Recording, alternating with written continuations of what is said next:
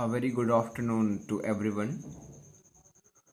Today we will start from the next topic as we have discussed in the previous video of our topic, that is liquid solution or solution of class 12th.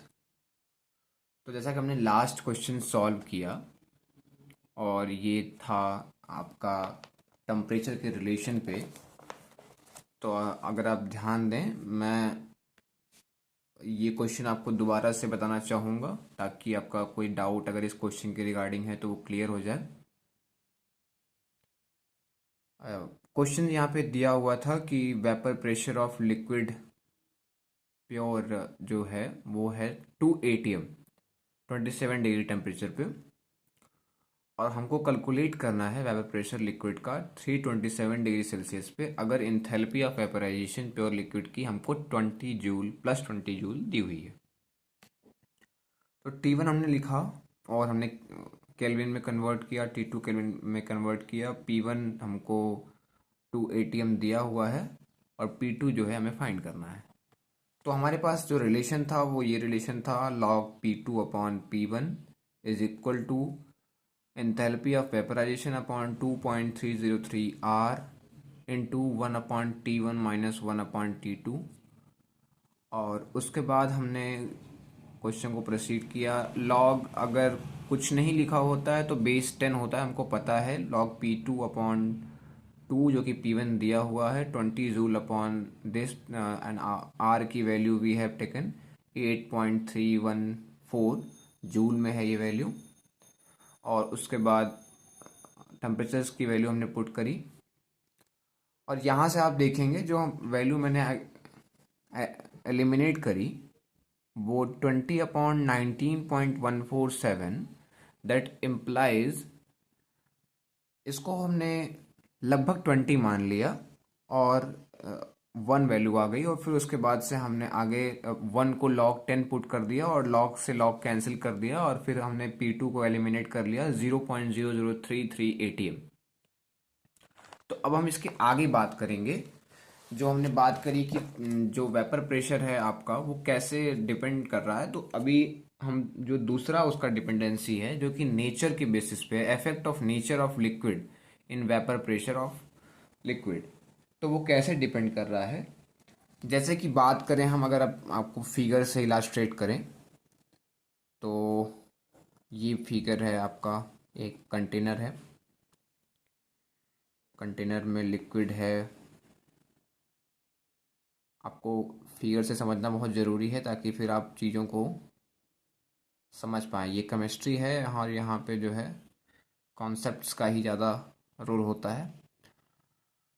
ये equilibrium stabilise है, volatile liquid है और यहाँ पे equilibrium stabilise है, और ये vapour हैं और ये आपके लिक्विड हैं। तो जो उसके पार्टिकल्स हैं, अगर हम पार्टिकल्स के बारे में बात करें, अगर हम सपोज करें कि पार्टिकल्स ऐसे ऐसे पार्टिकल्स हैं और ये एक बॉन्ड के थ्रू जुड़े हुए हैं, नो डाउट अगर कुछ पार्टिकल्स हैं तो वो अपने आपस में कुछ बॉन्ड्स के थ्रू जुड़े होंगे, और ऐसे ही जब वो वेपर फेज में चेंज हो रहे हैं तो ऐसे थोड़ा सा उनका इंटरमोलिकुलर फोर्स कम होगा और वो स्कैटर हो जाएंगे। तो ये जो एक उनके बीच में यहाँ पे इक्विलिब्रियम का हमने साइन दिखा दिया आपको, इक्विलिब्रियम बना हुआ है। तो ये जो बॉन्ड लगे हुए हैं, ये बॉन्ड हमने आपको दिखा दिए कि बॉन्ड के थ्रू वो जुड़े हुए हैं। ये वेपर है आपका और ये आपका लिक्विड है। ये जो आपको दिख रहा है ये अट्रैक्शन फोर्स है, अट्रैक्शन फोर्स, यानी कि जिसके थ्रू ये पार्टिकल्स जुड़े हुए हैं, या फिर इन्हीं को आप इंटरमोलिकुलर फोर्सेस भी कह सकते हैं। तो यहाँ पे जो आपका कॉन्सेप्ट आता है, जो आपको समझना है कि कैसे रिलेट हो रहा है, तो इस कॉन्सेप्ट को आप इस तरीके से लिख सकते हैं। हमने प्रीवियस में भी आपको एक कॉन्सेप्ट दिया था और उसके बाद अभी दे रहे हैं। तो ये कॉन्सेप्ट्स को आप अगर बॉक्सेस में नोट करते चलें, हाईलाइट करते चलें, तो आपके लिए ये इजी होगा जब आप रिवीजन करेंगे उस टाइम पे। Vapour pressure of pure liquid, जो प्योर लिक्विड का वेपर प्रेशर होगा वो जो उनके बीच का अट्रैक्शन फोर्स है मॉलिक्यूल के बीच का, उसके इन्वर्सली प्रोपोर्शनल होगा। अट्रैक्शन फोर्स बिटवीन मॉलिक्यूल, ये उनके इन्वर्सली प्रोपोर्शनल होगा।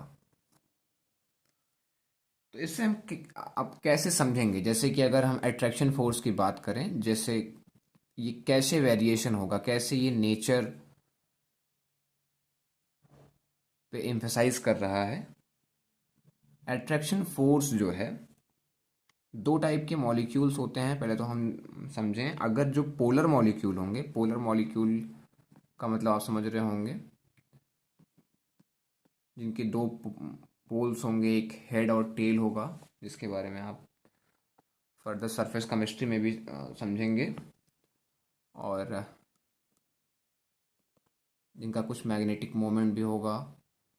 नॉन पोलर मॉलिक्यूल से ज़्यादा होगा उनका अट्रैक्शन फोर्स, उनका बॉन्ड थोड़ा स्ट्रांग होगा। और एक जो और डिपेंडेंसी है वो दूसरी है मॉलिक्यूलर वेट के बेसिस पे। मॉलिक्यूलर वेट, मॉलिक्यूलर वेट से हम कैसे रिलेट करेंगे, जो मॉलिक्यूलर वेट होगा किसी भी सब्सटेंस का, वो डायरेक्टली प्रोपोर्शनल होगा अट्रैक्शन फोर्स के। तो चूंकि हमने ऊपर अभी देख जाना कि जो वेपर प्रेशर है वो इन्वर्सली प्रोपोर्शनल है अट्रैक्शन फोर्स बिटवीन मॉलिक्यूल के, और यहाँ पे हम देख रहे हैं कि जो मॉलिक्यूलर वेट होगा वो अट्रैक्शन फोर्स के डायरेक्टली प्रोपोर्शनल हो रहा।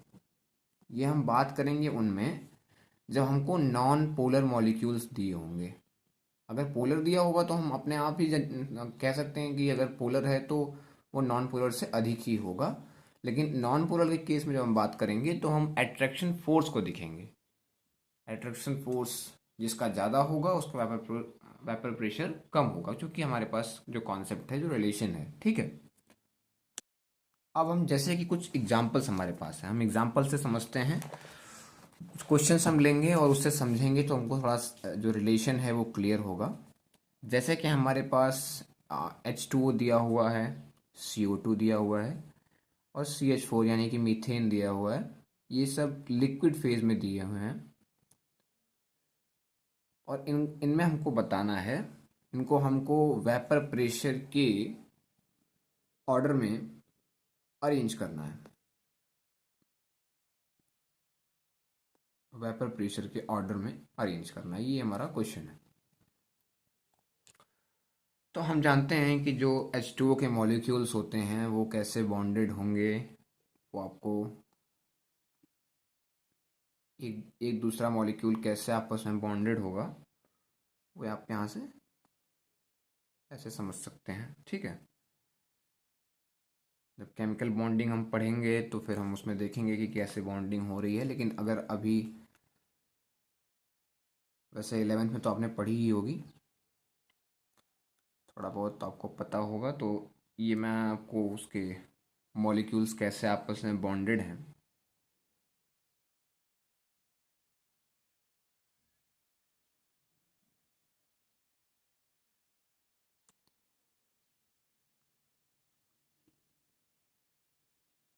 ये मैंने दिखाया। तो ये मॉलिक्यूल्स, जो इसका सेंट्रल एटम है वहाँ पे आप देखेंगे कि बॉन्डेड है। और बॉन्डेड होने के साथ साथ, सॉरी, मैं आपको बता रहा था कि जो ये मॉलिक्यूल है ये पोलर मॉलिक्यूल है। वैसे ही जैसे CO2 की अगर हम बात करें तो CO2 का जो आपका मॉलिक्यूलर वेट आएगा वो 44 आएगा।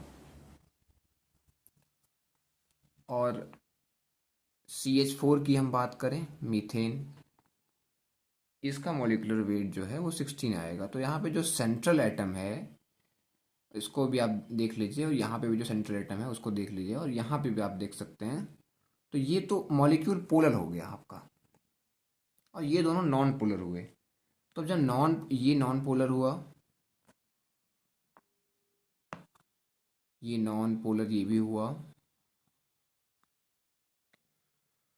और अगर नॉन पोलर हुआ तो मैग्नेटिक मोमेंट भी इसका जीरो हुआ। मैग्नेटिक मोमेंट आप जानते होंगे। तो अब यहाँ से हम जो इनके वेपर प्रेशर का ऑर्डर है इसको हम लिख सकते हैं कि जो वेपर प्रेशर ऑफ वाटर है वो vapour pressure of carbon dioxide से कम है, और वो भी मीथेन के वेपर प्रेशर से कम है, क्योंकि इसका मॉलिक्यूलर वेट कम है। मॉलिक्यूलर वेट अट्रैक्शन फोर्स के डायरेक्टली प्रोपोर्शनल है, अभी ऊपर हमने देखा। और अट्रैक्शन फोर्स जो है वो इन्वर्सली प्रोपोर्शनल है, तो जिसका वेट ज़्यादा उसका अट्रैक्शन फोर्स ज़्यादा, जिसका अट्रैक्शन फोर्स ज़्यादा उसका वेपर प्रेशर कम।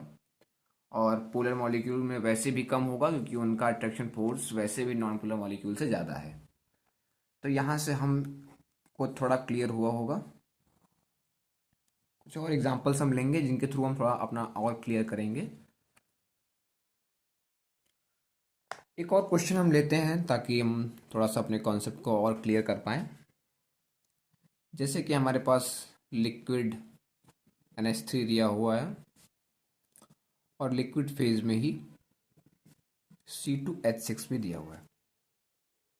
इनको भी हमको अरेंज करना है वेपर प्रेशर के ऑर्डर में। तो हम कैसे करेंगे? तो हम अगर अमोनिया के मॉलिक्यूल को देखते हैं तो वो कुछ ऐसे बॉन्डेड होता है। यहाँ पे एक लोन पेयर होगा। लोन पेयर की जो संख्या है वो आप एक है, देख सकते हैं। तो ये मॉलिक्यूल जो है ये पोलर है, इसके पास एक लोन पेयर अवेलेबल है और ये मॉलिक्यूल पोलर है। और अगर हम C2H6 की बात करें तो ये बॉन्डेड है आपका कोवेलेंट बॉन्ड से, और ये नॉन पोलर है। यहाँ पे कोई आपको लोन पेयर या फिर कोई एक्स्ट्रा इलेक्ट्रॉन देखने को नहीं मिलेगा। तो ये मॉलिक्यूल कहीं से भी पोलर नहीं है और ये नॉन पोलर है। तो अब जब यहाँ पे हम बात करें तो चूंकि ये पोलर है तो जो अट्रैक्शन फोर्स है, अट्रैक्शन फोर्स ये आपका NH3 में ज़्यादा हुआ बजाय C2H6 के।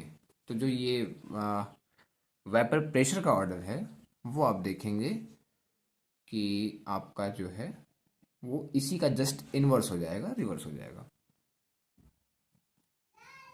ऑर्डर ऑफ वेपर प्रेशर वो हो जाएगा PC2H6 ग्रेटर देन PNH3।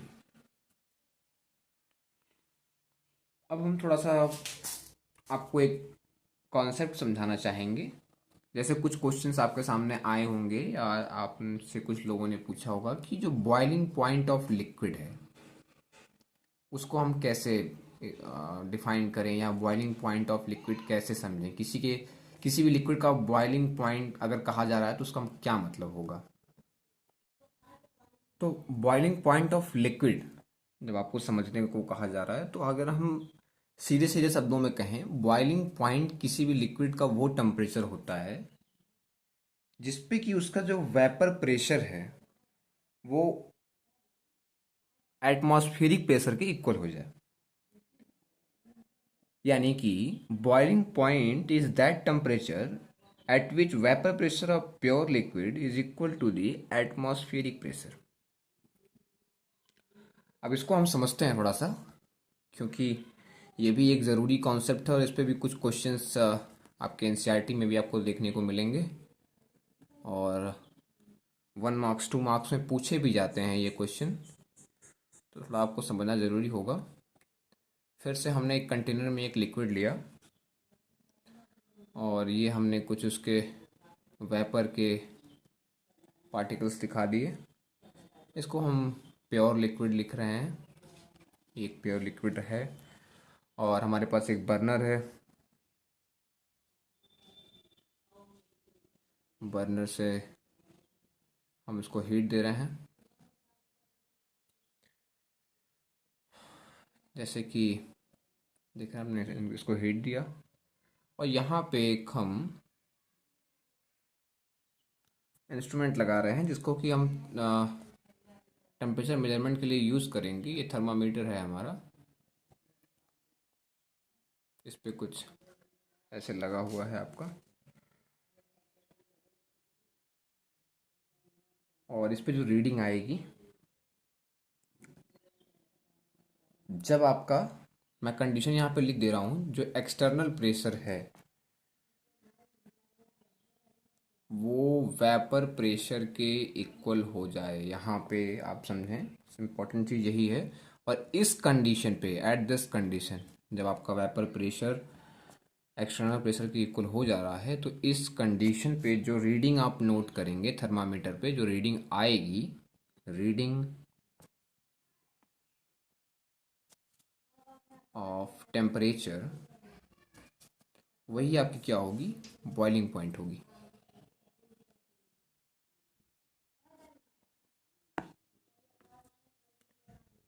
तो उसको हम लिख सकते हैं, ये जो हो रहा है एटमॉस्फेरिक प्रेशर 1 एटीएम होता है, हमको पता है, वही आपका एक्सटर्नल प्रेशर होगा। पी एक्सटर्नल जिसकी हम बात कर रहे हैं वही 1 एटीएम है, और वही जो हमारा एटमॉस्फेरिक प्रेशर होता है उतना ही होता है, ठीक है, ये हमको पता है। और इस कंडीशन पे जो आपका वेपर प्रेशर आ रहा है, उस पे जो रीडिंग थर्मामीटर में आ रही है टेम्परेचर की, उसको, उसी को हम boiling point of that liquid कहेंगे। तो यहाँ पे हमने प्योर लिक्विड कहने का मतलब हुआ कि इस पे हमारे पे कोई सल्यूट नहीं मिला हुआ है, अभी हम केवल प्योर लिक्विड की बात कर रहे हैं। आगे जब हम बात करेंगे तो हम जब सॉल्यूट को मिलाएंगे तो फिर हम क्या बोलते हैं, कोलिगेटिव प्रॉपर्टीज़ को ही पढ़ेंगे। और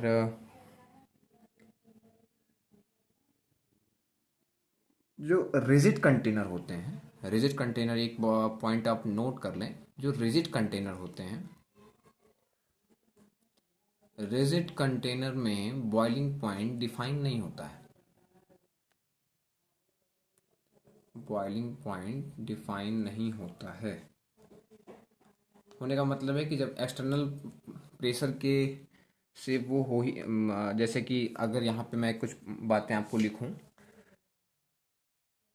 जो पी एक्सटर्नल है वो किन कंडीशन में डिफाइन होगा, जो एक्सटर्नल प्रेशर है वो किन कंडीशन में, इसको हम एक्सटर्नल प्रेशर लिख रहे हैं,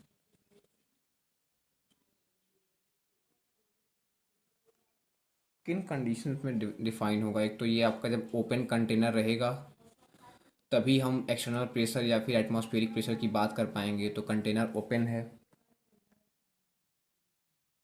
या तो क्लोज कंटेनर हो तो वॉल्स आपके फ्लेक्सिबल हों, इसीलिए हमने कहा कि रिजिड बॉडी के में के केस में हम बॉइलिंग पॉइंट डिफाइन नहीं हो रहा। तो अभी अगर हमने क्लोज कंटेनर लिखा है तो हम लिख सकते हैं कि वॉल्स जो उसके होंगे वो फ्लेक्सिबल होंगे, कंटेनर्स की जो वॉल्स होंगे वो फ्लेक्सिबल होंगे, यानी कि वो हमारी सारी बात कहने का मतलब ये हुआ कि वो जो एक्सटर्नल प्रेशर है उसको वो फील कर सके, जिसके रिस्पेक्ट में फिर हम कहेंगे जो हमारा वेपर प्रेशर है, अगर उस एक्सटर्नल प्रेशर के इक्वल हो गया तो उस कंडीशन पे जो थर्मामीटर की रीडिंग आ रही है, उस कंडीशन पे जब हम टेम्परेचर मेज़र करेंगे तो वही हमारा क्या होगा, बॉइलिंग पॉइंट होगा, ठीक है। तो अब जैसे कि हम जानते हैं कि जो H2O है उसका बॉइलिंग पॉइंट 100 डिग्री सेल्सियस होता है।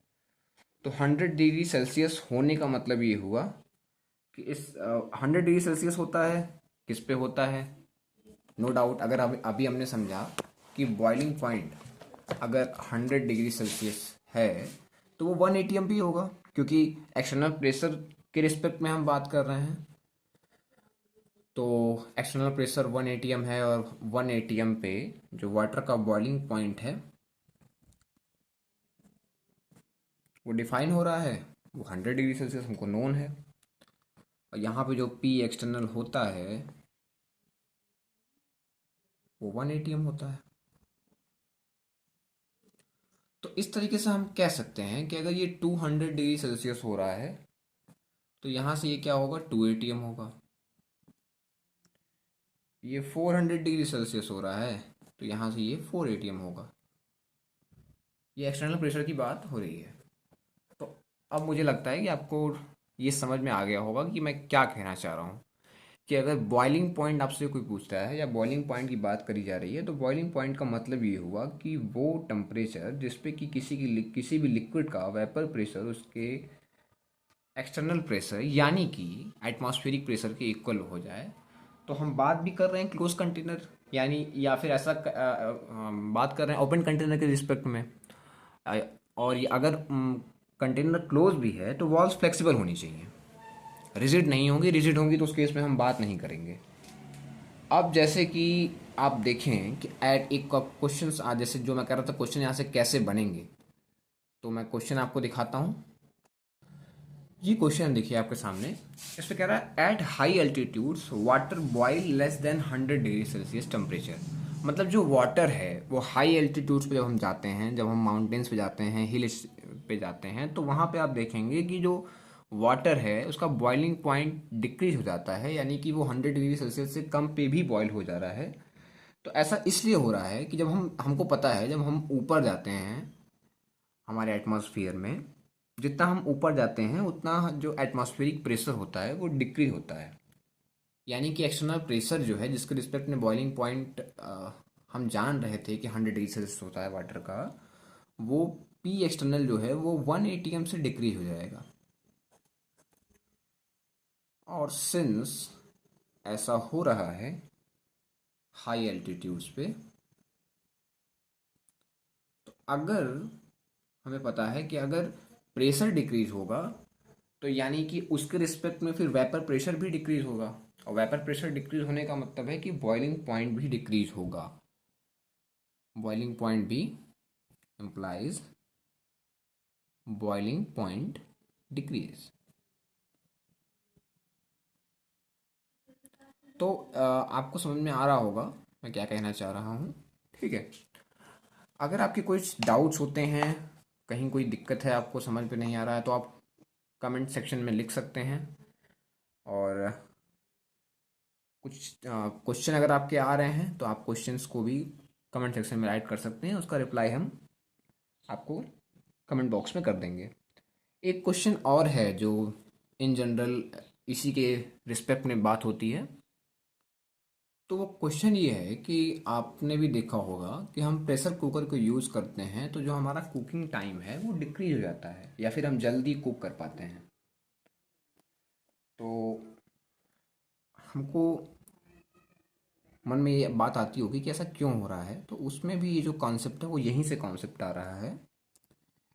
कि मान लीजिए कि ये आपका एक प्रेशर कुकर है, ये उसकी विशल है, और केवल अपनी अंडरस्टैंडिंग पर्पस के लिए हम समझ सकते हैं कि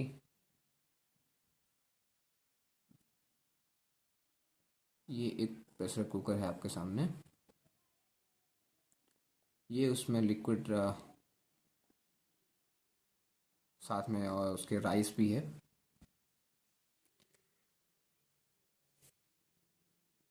अब ये जो कंटेनर है ये रिजिड कंटेनर है। रिजिड कंटेनर होने के नाते अभी हमने कहा कि रिजिड कंटेनर के केस में हम बॉइलिंग पॉइंट की बात नहीं करेंगे। तो यहाँ पे वही चीज़ हो रही है कि जो एटमॉस्फेरिक प्रेशर है, जो एक्सटर्नल प्रेशर है, वो फील नहीं हो रहा है।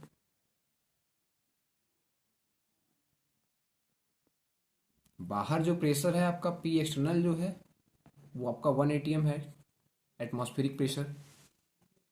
सॉरी, मैं इसको, अब आपको विजिबल होगा। तो हम कह रहे थे कि रिजिड कंटेनर है, इस वजह से ये फील नहीं हो पा रहा है जो आपका एक्सटर्नल प्रेशर है। तो जो टेम्परेचर होगा, अब चूंकि अंदर ही वो जो चीज़ें हो रही हैं, रिजिड कंटेनर होने की वजह से बाहर का प्रेशर मेज़र नहीं हो रहा है। अगर इसकी कंडीशन बॉइलिंग की आ जाती, अगर बाहर का जो एक्सटर्नल प्रेशर 1 atm का है वो इसके वेपर प्रेशर से मिल जाता, तो 100 डिग्री सेल्सियस पे ही बात बन जाती। अब एक्सटर्नल प्रेशर इसको बाहर का मिल नहीं पा रहा है, फील नहीं हो पा रहा है, तो वो जो टेम्परेचर है वो 100 से 120 और देन फिर 130 तक राइज हो रहा है। जिसके वजह से हम देख रहे हैं कि जो टेम्परेचर ऑफ लिक्विड है, टेम्परेचर ऑफ लिक्विड इंक्रीजेज।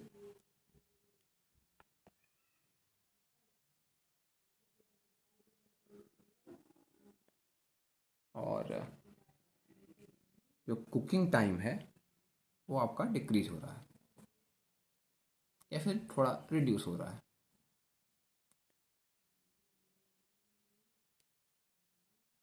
तो यहाँ पे मतलब अगर हम H2O की बात करें, क्योंकि राइस को हमने H2O में ही डाल रखा था, तो हम यहाँ पे लिख सकते हैं कि जो बॉइलिंग पॉइंट है उससे जो टेम्परेचर है वो ज़्यादा हो रहा है, तो इस वजह से जल्दी कुक हो रहा है। तो यहाँ से हम एक बात कह सकते हैं, हमने कुछ क्वेश्चंस को समझा, कुछ कॉन्सेप्ट्स को समझा, ये आपके एनसीईआरटी में भी मिल जाएगा। तो फिर अब हम यहाँ पे एक रिलेशन लिखेंगे जिससे सारी बातें कंपाइल होके क्लियर हो जाए आपको। Relation between boiling point of liquid, मैं आपको चीज़ों को कॉन्सेप्चुअल रख के चल रहा हूँ, मैं बहुत ज़्यादा जो एक्स्ट्रा चीज़ें हैं उनको इंक्लूड करने की ज़रूरत नहीं है। अगर इन कॉन्सेप्ट्स को भी आप समझ के चलेंगे तो that is enough for your theory portion as well, and it is more than enough for the your board examination purpose,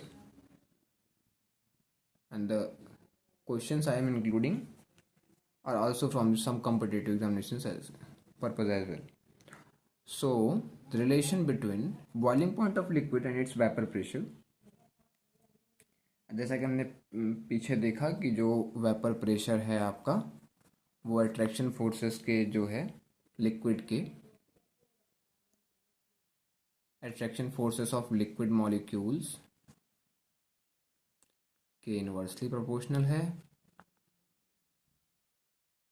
और जो बॉइलिंग पॉइंट है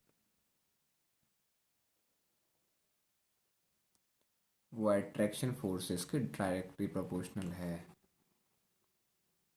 ये हमने बॉइलिंग पॉइंट का वेपर प्रेशर का कॉन्सेप्ट समझा और उनका जो रिलेशन है उसको समझा, कैसे वो अट्रैक्शन फोर्सेस के रिलेशन में है।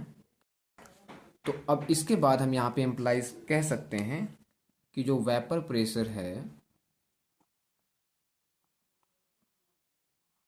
वो भी बॉइलिंग पॉइंट के इन्वर्सली प्रोपोर्शनल हो जाएगा। बॉइलिंग पॉइंट ऑफ लिक्विड के इन्वर्सली प्रोपोर्शनल हो जाएगा। तो ये कॉन्सेप्ट बहुत इंपॉर्टेंट है, इसको हमारा जो कॉन्सेप्ट था वेपर प्रेशर का हमने समझा, उसके बाद हमने बॉइलिंग पॉइंट को समझा, और उसके बाद हमने कंपाइल करके इस कॉन्सेप्ट को समझा कि जो वेपर प्रेशर हमारा है वो boiling point of the liquid के इन्वर्सली प्रोपोर्शनल है।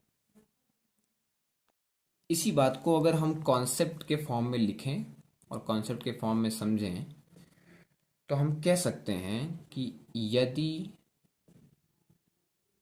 किसी लिक्विड का, मैं बिल्कुल लेमैन टर्म में लिख रहा हूँ आपकी लैंग्वेज में ताकि इसको आपको रटने की जरूरत ना पड़े, आप बस एक बार रीड कर लें और ये अपनी लैंग्वेज में समझ लें तो आपके लिए हो जाएगा। यदि किसी लिक्विड का जो बॉइलिंग पॉइंट है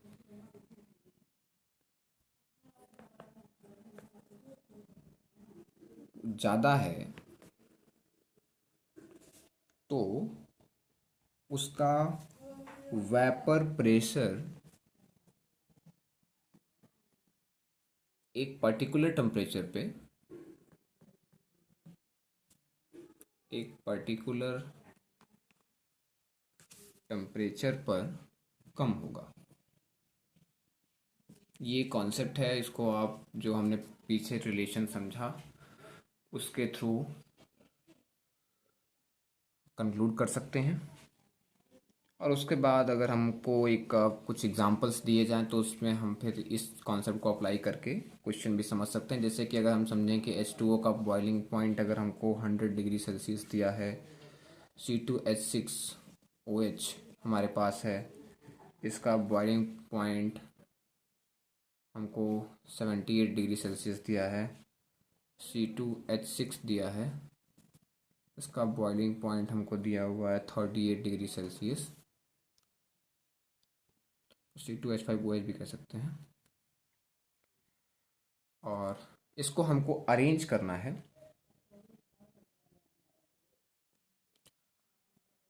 arrange vapour pressure at 10 degree Celsius और 283 केल्विन टेम्परेचर। तो जैसा कि हम देख रहे हैं कि हमने कहा कि यदि किसी लिक्विड का बॉइलिंग पॉइंट ज़्यादा है तो उसका वेपर प्रेशर एक पर्टिकुलर टेम्परेचर पे कम होगा। तो एक पर्टिकुलर टेम्परेचर यानी कि 10 डिग्री सेल्सियस 283 केल्विन पे हम बात कर रहे हैं। और हम देख रहे हैं कि इसका बॉइलिंग पॉइंट इसका 100 है, इसका 78 है, इसका 38 है। तो यानी कि हम कह सकते हैं कि जो वेपर प्रेशर का ऑर्डर होगा वो इनके बॉइलिंग पॉइंट के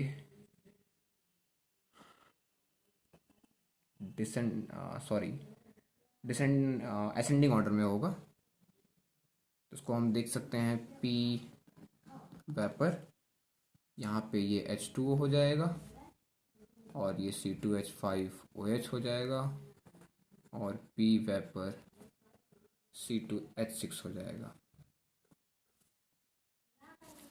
तो अब हमको क्लियर हो गया होगा कि कैसे वेपर प्रेशर, कैसे बॉइलिंग पॉइंट, कैसे ये चीज़ें आपस में रिलेट हो रही हैं, कैसे अट्रैक्शन फोर्स रोल प्ले कर रहा है, पोलर मॉलिक्यूल में कैसे रोल प्ले हो रहा है, नॉन पोलर में कैसे रोल प्ले हो रहा है। और कुछ क्वेश्चंस हमने देखे, कुछ और भी चीज़ें को समझा। तो नेक्स्ट वीडियो में मैं आपको रॉल्स लॉ बताऊंगा। मैं अभी इस वीडियो में उसको इसलिए इंक्लूड नहीं कर रहा हूँ क्योंकि फिर आपको आपके लिए वो बहुत ज़्यादा हो जाएगा। और सारी चीज़ों को एक साथ में न रखना, ये मुझे लगता है आपके लिए भी बिल्कुल कंफर्टेबल होगा, समझने में आपको आसानी होगी और अपने डाउट्स को भी आप क्लियर कर पाएंगे। नेक्स्ट वीडियो में हम मिलेंगे रॉल्स लॉ के साथ और यहाँ से फिर कुछ बहुत इंपॉर्टेंट चीज़ें आपके लिए आएंगी रॉल्स लॉ, उसके उस पर बेस्ड कुछ क्वेश्चंस भी होंगे, कुछ कॉन्सेप्ट्स हैं। और फिर आगे हम लॉस पे चलते हुए क्वालिटेटिव प्रॉपर्टीज तक पहुँचेंगे। तो ठीक है, तो तब तक के लिए क्वेश्चंस प्रैक्टिस करते रहें आप और कमेंट सेक्शन में ज़रूर हमको बताएं कि क्या चीज़ें आपको समझ में नहीं आ रही हैं या फिर क्या आपके कुछ डाउट्स हैं, अगर तो उसमें आप पूछें। बहुत बहुत धन्यवाद। मिलते हैं नेक्स्ट क्लास में।